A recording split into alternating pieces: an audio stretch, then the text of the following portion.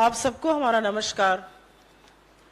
और जैसा कि आपने विजुअल्स में देखा और तमाम टीवी चैनलों ने दिखाया कि अब से कुछ देर पहले गंगा के घाट पर अपने मेडल बहाने के लिए इस देश की सबसे होनहार बेटियां, वो वीरांगनाएं, वो सितारे हिंद जिनको कहा जाता है, वो गंगा के तट पर बैठी थीं। आंखों में आंसू थे और टूटे हुए सपने थे। वो इस देश की मृत आत्मा से कुछ कह रही थी और उन्होंने ये साफ तौर से कहा, इस देश में हमारा कुछ नहीं बचा है। सरकार चुप थी, शाम तक मीडिया भी चुप था, साथ ही बड़े खिलाड़ी, बड़ी हस्तियां, बड़ी सेलिब्रिटीज चुप, राजा चुप, एक शब्द नहीं। एक कहावत है कि जब रोम जल रहा था तो नीरो बांसुरी बजा रहा था। जब बेटियां घसीटी जा रही थी, पीटी जा रही थी, रौंदी जा रही थी बूट तले, तब राजा अपना राज्याभिषेक करा रहा था। और आज भी राजा ने अपना मौन व्रत नहीं तोड़ा बेटियों के लिए, ने अपना मौन व्रत नहीं तोड़ा बेटियों के लिए। राजा ने एक बार नहीं कहा, मैं अपील करता हूं आप ऐसा मत कीजिए। लेकिन हम इस मंच से बार बार अपील करेंगे इन बेटियों से, आपके साथ अन्याय हो रहा है, आपके साथ गलत हो रहा है, लेकिन हम आपसे हाथ जोड़ के अपील करते हैं कि ये मेडल आपकी खून पसीने की कमाई है, इस देश का गौरव है। इस देश की खातिर उनको पानी में मत बहाइएगा, गंगा में मत बहाइएगा। एक निरंकुश राजा, उसकी निरंकुश सरकार जरूर आपके साथ गलत कर रही है, लेकिन आप ऐसा मत कीजिएगा। लेकिन इतिहास यह पूछेगा कि जब देश की बेटियों के साथ यह हो रहा था, और मैं एक चीज कुछ भी कहने से पहले यहां जरूर कहना चाहती हूं, साक्षी मलिक एकमात्र ऐसी महिला है जिनको कुश्ती में, ओलंपिक में देश में मेडल मिला है, एकमात्र। और आज वो मेडल गंगा में बहाने को मजबूर है। आप सब लोगों ने इन खिलाड़ियों को सराहा है, इनकी हौसला अफजाई करी है। सोचिए एक बार, मुझे अगर याद है तो वो दिन था 18 अगस्त 2016 का वो दिन, जब साक्षी मलिक जीती थी और जब वो उत्साह से तिरंगे में लिपटी हुई, आंखों में खुशी के आंसू लिए अपने कोच के साथ खुशी मना रही थी। मेरे अभी भी बोलते हुए रोंगटे खड़े हो जाते हैं। हम सबकी शायद गले रूंध गए थे, हम सबका सिर और हमारा मान बढ़ाने का काम किया था साक्षी मलिक ने। 18 अगस्त 2016। आज वो साक्षी मलिक हर की पौड़ी पे बैठी है अपने मेडल बहाने के लिए, क्योंकि एक निरंकुश सरकार उनके साथी खिलाड़ियों की मांग नहीं सुनना चाहती है। अगर यह समाज मुर्दा नहीं है, अगर इस सरकार की आत्मा मृत नहीं है, अगर प्रधानमंत्री तानाशाह और राजा नहीं बन चुका है, तो यह क्या है? मैं एक बात जरूर कहना चाहती हूं, क्योंकि इसमें बहुत सारी बातें हैं। यह क्यों किया जा रहा है? एक सांसद को बचाने के लिए। हम बार बार यह पूछेंगे कि ऐसा क्या है कि बृजभूषण शरण सिंह के सामने सरकार इस तरह से नतमस्तक है। गंभीर आरोप लगे हैं, पॉक्सो तक का आरोप लगा है। आप हटिए अपने पद से, जांच होने दीजिए और फिर पद पर वापसी करिएगा।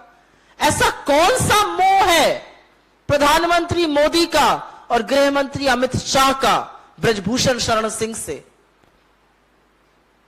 कौन सी उनकी अंदरूनी राजनीति है जिससे बृजभूषण शरण सिंह का संरक्षण खुद देश के प्रधानमंत्री कर रहे हैं? लाल किले की प्राचीर से महिला सम्मान की बात करते हैं और संरक्षण हमेशा आरोपियों का करते हैं। हम क्यों ना यह कहें कि यह बेटी विरोधी सरकार है? वो बेटी चाहे इस देश की सबसे होनहार खिलाड़ी हो या इस देश की महामहिम राष्ट्रपति, हर बार बेटियों के खिलाफ खड़े हुए ये क्यों पाए जाते हैं? क्यों मोदी जी आज अपनी चुप्पी तोड़कर एक अपील नहीं कर पाए इन बेटियों से? क्यों मोदी जी न्याय की गुहार लगाती हुई बेटियों को यह विश्वास, यह ढांढस नहीं बंधा पाते कि आपके साथ न्याय होगा? आज बेटियां खुलकर कह रही हैं, हम करें तो क्या करें, हमारी न्याय की उम्मीद टूट चुकी है और अब जो गंगा अपने आप में सबको समाहित कर लेती है, हम उसी में अपना मेडल बहाने जा रहे हैं। यह सच कहा है उन्होंने। गंगा अपने आप में पाप और पुण्य दोनों को समाहित करती है। पुण्य उन बेटियों का, लेकिन पाप इस निरंकुश सरकार और एक तानाशाह राजा का जो संरक्षण में खड़ा है आरोपी के, अत्याचारी के, दुष्कर्मी के। और ऐसा लगता है कि जैसे इन बेटियों के घाव पर कुरेद कुरेद कर वो अत्याचारी कह रहा हो, देख लिया मैं पीएम का खास हूं, मेरा बाल भी बांका नहीं कर सकती, तुम लोग बिलबिलाती रहो, रोती रहो, अपना मेडल बढ़ा दो। क्योंकि मेडल को तो उसने वैसे भी 15 रुपए का बताया है। क्या वो समझता या जानता नहीं है कि मेडल का मतलब होता है खून पसीना एक कर देना, सालों की कड़ी मेहनत, निष्ठा और ईमानदारी से जब ये लड़कियां लड़ती हैं, जब चारों खाने चित्त कर देती हैं, तब ऐसे मेडल जीतती हैं। लेकिन मैं जरूर एक बात कहना चाहती हूं, अगर ये महिला अस्मिता का मुद्दा नहीं है तो महिला अस्मिता का मुद्दा क्या है? स्मृति ईरानी इस देश की महिला बाल विकास मंत्रालय की मंत्री हैं। बेटियां रौंदी जा रही हैं सड़कों पर, स्मृति जी फोटो बॉम्बिंग का वीडियो लगा रही हैं, पिक्चर लगा रही हैं, उनको अट्टहास सूझ रहा है। और जब उनके नीचे लोगों ने कमेंट करके लड़कियों की तस्वीरें दिखानी शुरू करी तो उन कमेंट को छुपाया जाने लगा। अगले दिन सवेरे उनकी हिम्मत है, धृष्टता देखिए आप। हमारे देश की बेटियां पीटी गई, लाठियां बरसाई गई, रौंदा गया बूटों के तले, और स्मृति ईरानी अगले दिन कहती है 9 साल, नारी शक्ति के 9 साल। मुझे समझ में नहीं आता, ये डिल्यूजनल है, ये पूरी तरह से सत्य से परे है, इनको धरातल का पता नहीं क्या है इस सरकार में। ये नारी शक्ति का सम्मान है? 9 साल नारी शक्ति के सेलिब्रेट हम ऐसे कर रहे हैं। लेकिन इतिहास भी गवाह है कि जब जब महिला की अस्मिता पर प्रहार हुआ है, तब तब कीमत चुकानी पड़ी है। महाभारत सबको याद है ना, कैसे द्रौपदी को घसीटा गया था, और उसकी कीमत सिर्फ धृतराष्ट्र ने नहीं चुकाई थी, उसकी कीमत उसके पूरे वंश और उस पूरी सदी ने चुकाई थी। आज भी ये बेटियां हैं, इनको घसीटा जा रहा है, और आंख पर पट्टी बांधे हुए आज भी एक राजा मौन धारण किए हुए है। आज सवाल यह है कि इन बेटियों को क्या इतना मजबूर, आपने क्यों इतना मजबूर कर दिया कि अपने मेडल बहाने को तैयार हैं? 5 दिन का वक्त टिकैत जी ने उनसे लिया है, उनको मेडल सौंप दिए हैं। क्या सरकार 5 दिन में चेतेगी? क्या सरकार 5 दिन में न्याय की गुहार करती हुई बेटियों की बात सुनेगी? क्योंकि इतना सड़ चुका है सरकार का जमीर कि उसमें से बदबू आने लगी है। आज सच यह है कि जिन लोगों को बेटी के समर्थन में खड़ा होना चाहिए, वो लड़कियों की वतन परस्ती पर सवाल उठा रहे हैं, वो इनके इतने बड़े कीर्तिमानों पर सवाल उठा रहे हैं, वो इन्हीं को अपशब्द कह रहे हैं। आज मीडिया चुप है। कब तक चुप रहिएगा आप? कब तक चीयर लीडर बनाकर 9 साल की खुशी मनाते रहिएगा? और आज जो भी चुप है, याद रखिएगा, तटस्थ रहने का समय नहीं है, क्योंकि समय आपके भी अपराध लिखेगा। संस्थाएं हैं इस देश में, पॉक्सो का आरोप लगा है ब्रजभूषण शरण सिंह पर, लेकिन एनसीपीसीआर की तरफ से एक शब्द, एक कार्रवाई, एक चिट्ठी, न सरकार को न इलेक्शन कमीशन को। आप तो बाल अधिकारों की सुरक्षा के लिए बनाए गए थे, आरएसएस का ट्रेनिंग कैंप खोलने के लिए नहीं। पॉक्सो जैसा गंभीर आरोप लगा है। महिलाओं ने, इस देश की बेटियों ने शोषण का आरोप लगाया है, और एनसीडब्ल्यू जो रह रहकर चिट्ठी बांटता है, रेखा वर्मा जी को सुधी नहीं है। 1 महीने से ऊपर हो गया ये बेटियां बैठी थी। तो आज सवाल यह जरूर पूछना पड़ेगा कि भाजपा की निरंकुशता, मोदी जी का संरक्षण, और मैं ये डंके की चोट पर कह रही हूं, बेटियों के अत्याचारी, उनके दुष्कर्मी पर प्रधानमंत्री मोदी का संरक्षण है। क्योंकि अगर संरक्षण नहीं होता तो वो इन बेटियों को दिलासा देते, विश्वास देते, न्याय की गुहार लगा रही हैं ये। हम सिर्फ ये कहना चाहते हैं इन बेटियों को इस मंच से, ऐसा कोई कदम मत उठाइएगा जो आपके कीर्तिमानों को समाप्त करे, क्योंकि आपने इस देश का सीना गर्व से चौड़ा किया है।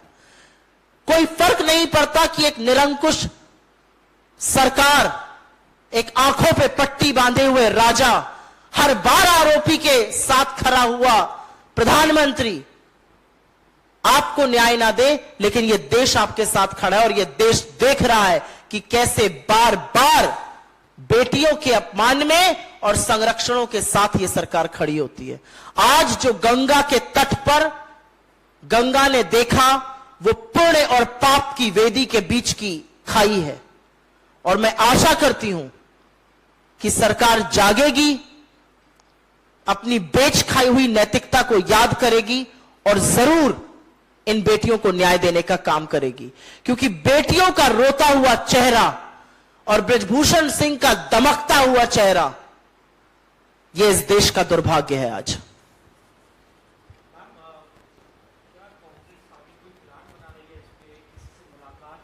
डेलीगेशन जाए, क्या इस तरीके की कोई कार्रवाई आप लोग या कोई? हमारे अध्यक्ष ने भी और हमारे शीर्ष नेतृत्व ने भी लगातार बेटियों के समर्थन में वक्तव्य दिए हैं।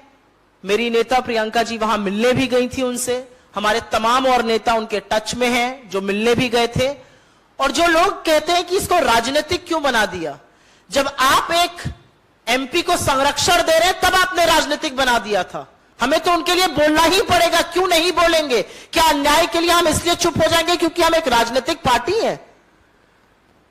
जहां भी जरूरत पड़ेगी, जहां भी इनको न्याय की लड़ाई में हमारी जरूरत पड़ेगी, हम इनके साथ खड़े हैं। हम इस मंच से अपील करते हैं, आपके मेडल इस देश का गौरव, इस देश का सम्मान है। आपकी मेहनत, आपकी परिश्रम, आपकी पसीने की कमाई है, उसको जाया मत कीजिएगा। क्योंकि एक बात सच है कि अंततो गत्वा, जीत तो न्याय की होगी। आज कितनी भी धृष्टता, कितनी भी बकैती बृजभूषण सिंह कर ले या उनकी सरकार कर ले या प्रधानमंत्री संरक्षण दे ले, जीत तो सत्य की ही होगी।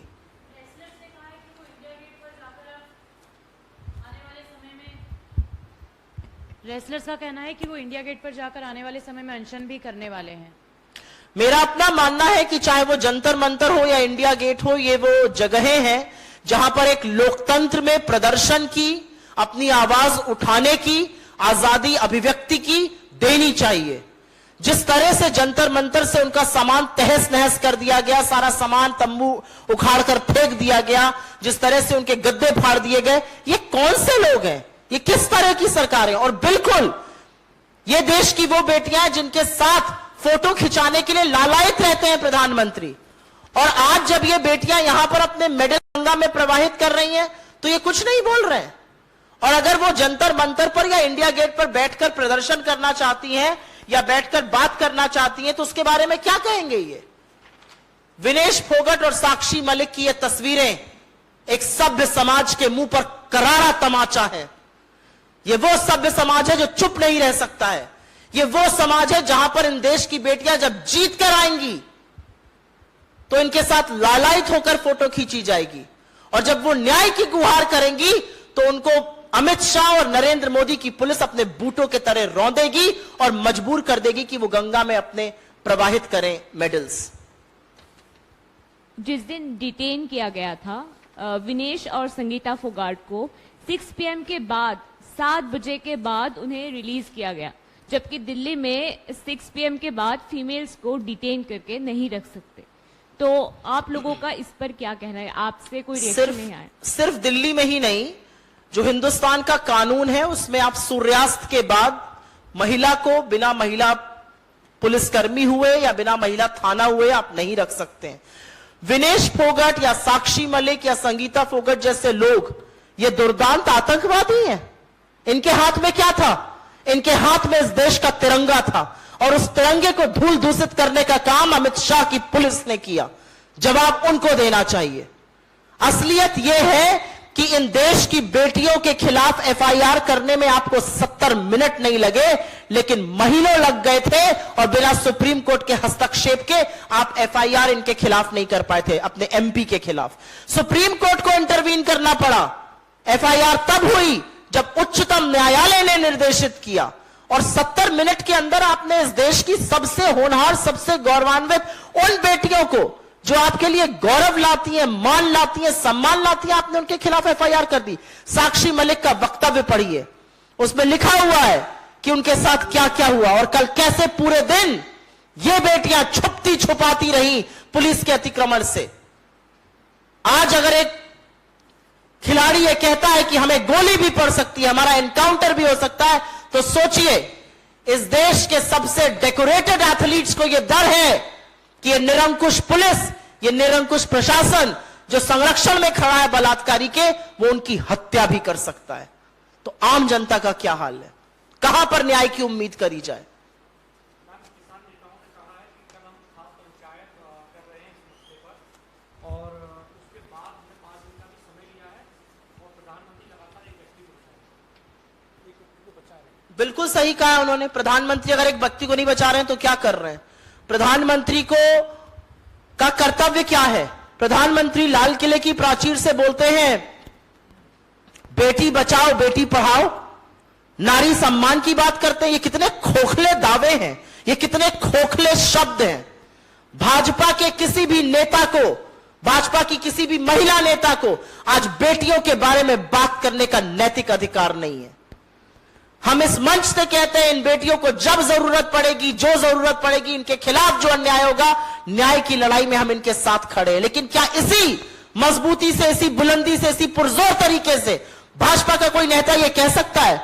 Can the Women and Child Development Minister Smriti Irani put her hand on her heart and say that she stands for the women of this country? She stands for these athletes who are being hounded by the police.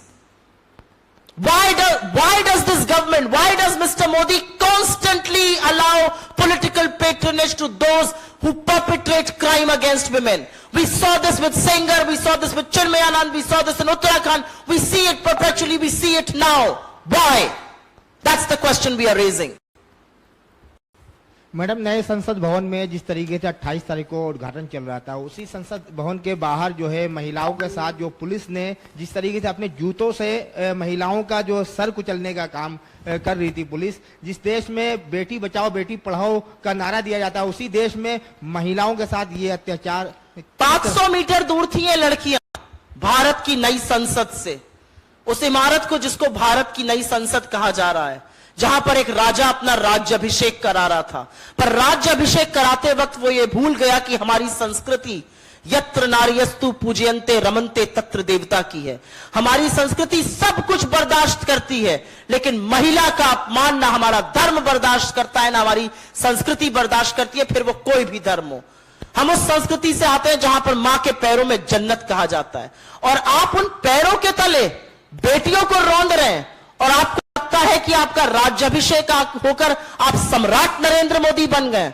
शर्म आनी चाहिए। लेकिन यह दिखाता है कि सत्ता के नशे में किस कदर चूर है यह सरकार। यह दिखाता है कि सत्ता के मद में, अहंकार में, धरातल से, जमीनी हकीकत से किस कदर इनकी दूरी हो गई है। इनको पता नहीं चल रहा है कि पैरों के तले से इनकी जमीन खिसक रही है। आप सोचिए उन बेटियों के बारे में जो विनेश फोगाट को और साक्षी मलिक को देखकर बनना चाहती हैं एथलीट्स। आज कौन मां बाप उनको एथलीट बनाने को भेज रहा है? बड़ी बड़ी कोचिंग सेंटर्स आज क्यों खाली पड़े हैं? क्योंकि मां बाप को डर है कि जब तक मोदी सरकार है बेटियों को भाजपा से बचाना है। Thank you very much.